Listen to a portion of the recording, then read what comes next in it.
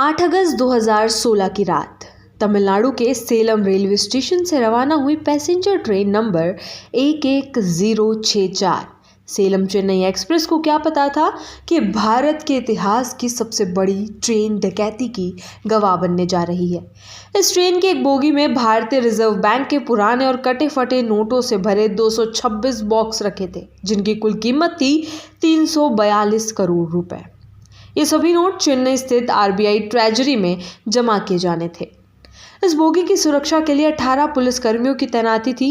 Train Salem से चेन्नई के लिए निर्धारित समय पर रवाना हुई और 140 किलोमीटर का सफर तय कर रात 11 बजे विरुधाचलम रेलवे स्टेशन पहुंची। यहाँ इंजन बदला गया, डीजल की जगह इलेक्ट्रिक इंजन जोड़ा गया और ट्रेन फिर आगे बढ़ गई। लेकिन 9 अगस्त की सुबह जब ट्रेन चेन्नई एगमोर स्टेशन पर पहुंची तो हड़कंप मच गया। आरबीआई बोगी में रखा 5 करोड़ रुपए कैश गायब था। बोगी की सील टूटी नहीं थी, गेट बंद थे, पुलिसकर्मी अपनी जगह पर थे। सवाल उठा, डकैती हुई तो कैसे और कब? तमिलनाडु सीबीसीआईडी के सामने एक असंभव सी लगने वाली चुनौती उत्पन्न हो गई थी। पुलिस ने पहले 2000 से अधिक लोगों से पूछताछ की। मोबाइल नेटवर्क डाटा खंगाला गया। उन सभी नंबरों की तलाश शुरू हुई जो उस रात ट्रेन के साथ चल रहे थे। जांच जैसे जैसे आगे बढ़ी, सुराग मध्य प्रदेश की ओर जाने लगे। तो मोबाइल नंबर ट्रेन की रूट पर एक्टिव थे, वे एमपी के अलग अलग इलाकों से खरीदे गए सिम कार्ड से जुड़े थे।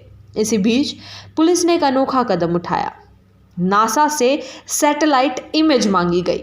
नासा द्वारा उपलब्ध करवाई गई सैटेलाइट तस्वीरों में ट्रेन की छत पर कुछ संदिग्ध आकृतियां नजर आई। जब इन इमेजों को मोबाइल लोकेशन डेटा के साथ मिलाया गया, तब जाकर ये रहस्य उजागर हुआ कि करीब 12 लोगों ने मिलकर इस डकैती को अंजाम दिया।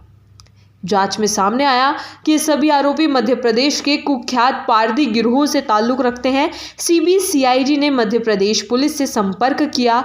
जल्द ही दिनेश और रोहन पारदी को चेन्नई में गिरफ्तार किया गया। इसके बाद 2018 में तमिलनाडु पुलिस गुना जिले में पहुंची और वहां से मोहर सिंह पारदी, रूसी पारदी, महेश पारदी, कालिया उर्फ कृष्णा और बिल्टिया पारदी को हिरासत में लेकर चेन्नई ले गई। इस डकैती का मुख्य साजिशकर्ता था गुना जिले का मोहर सिंह पारदी, जो खेज राचा गांव का रहने वाला था। जांच में पता चला कि उसका गिरोह राजस्थान, दिल्ली, हरियाणा, गुजरात और महाराष्ट्र में भी वारदातों को अंजाम दे चुका था। गिरोह की कमान पहले उसके रिश्तेदार किरण के हाथ में थी, लेकिन उसकी पुलिस मुठभेड़ में मौत के बाद मोहर सिंह ने नेतृत्व संभाल लिया था। रुकावट के लिए खेद है। जियो के साथ करें 349 रुपये में धमाकेदार शुरुआत। 28 दिनों तक रोज मिलेगा 2 GB डाटा 50 दिनों के लिए। जियो एयर फाइबर का ट्रायल फ्री। 90 दिनों के लिए जियो हॉटस्टार का सब्सक्रिप्शन और 50 GB AI जियो क्लाउड स्टोरेज भी फ्री।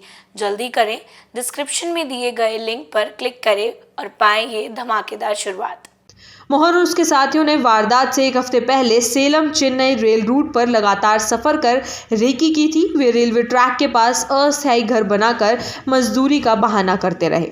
फिर 8 अगस्त की रात उन्होंने ट्रेन की छत पर चढ़कर सफर किया। जब ट्रेन विरुधाचलम के पास घुमावदार और धीमी गति वाले ट्रैक से गुजर रही थी, तब बैटरी से चलने वाले कटर से बोगी की छत काटी गई। पुराने नोटों के बंडलों को लुंगियों में लपेटकर नीचे खड़े साथियों की ओर फेंका गया। फिर सभी डकैत ट्रेन से कूदकर फरार हो गए। बाद में पूछताछ में पता चला कि लूटे गए पैसों से कुछ आरोपियों ने प्रॉपर्टी और अन्य सामान खरीदे थे, लेकिन नोटबंदी के बाद ये नोट रद्दी बन गए, जिससे इन्हें बेच पाना मुश्किल हो गया। 4 साल की कानूनी प्रक्रिया के बाद 2021 में मोहर सिंह डकैती के केस में बरी हो गया, लेकिन अन्य अपराधों के कारण वो अब भी वांटेड लिस्ट में है। देश की सबसे हाईटेक ट्रेन डकैती, जिसमें चलती ट्रेन की छत काट कर लूट गई। सैकड़ों पुलिसकर्मियों, मोबाइल नेटवर्क और नासा की सैटेलाइट इमेज की मदद से सुलझी। लेकिन इस केस ने एक बार फिर ये सवाल खड़ा कर दिया है कि तकनीक और सुरक्षा के इस युग में भी पारंपरिक अपराधी गिरोहों की हिम्मत और योजना किस हद तक जा सकती है। डॉक्टर ऑर्थो, अब दर्द भी घुटने टेकेगा।